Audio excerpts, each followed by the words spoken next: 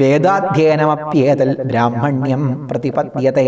വേദാധ്യയനത്തിലൂടെ ഏതൊരാൾക്കും ബ്രാഹ്മണ്യത്തിലേക്ക് എത്താൻ കഴിയും. വിപ്രവത് വൈശ്യരാജന്യോ രാക്ഷസ രാവണാദയ ശ്വാദ ചാണ്ഡാളദാസാശ്ച ലുബ്ധകാഭീരധീവര യോന്യേപി വൃഷളാ കേചിൽ തേപി വേദാൻ അധീയതേ.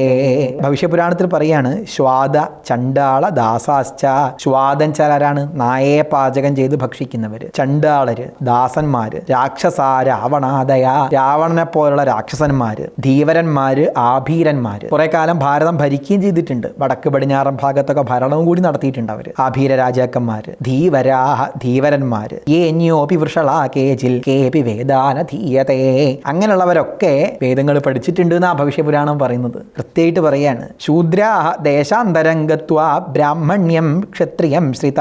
ഇങ്ങനെയുള്ള ആളുകള് ശൂദ്രര് മറ്റു ദേശങ്ങളിലേക്കൊക്കെ പോയിട്ട് ബ്രാഹ്മണരെയും ക്ഷത്രിയരെയും ഒക്കെ ആശ്രയിച്ച് വ്യാപാര ആകാര ഭാഷാദ്യൈ വിപ്രതുല്യൈ പ്രകൽപ്പിതൈ വ്യാപാരം കച്ചവടമൊക്കെ ചെയ്ത് ഈ ശ്വാദരെയും ചണ്ടാളരെയും ദാസരെയും ആഭീരരെയും ധീവരരെയും എല്ലാവരെയും വരെ എങ്ങനെയാ പറഞ്ഞത്? ശൂദ്രരായിട്ടാണ് പറഞ്ഞത്. ഇവരൊക്കെ വേദം പഠിച്ചിട്ടുണ്ട്. ബ്രാഹ്മണരെയും ക്ഷത്രിയരെയും ദൂരദിക്കിലൊക്കെ പോയിട്ട് വ്യാപാര ആകാര ഭാഷാദ്യൈ വ്യാപാരം ചെയ്ത് നല്ല ഭാഷകളൊക്കെ പഠിച്ച് വിപ്രതുല്യൈ പ്രകൽപ്പിതൈ അവരൊക്കെ ആരായി മാറി? ബ്രാഹ്മണരായി മാറി എന്ന് പറയാണ്.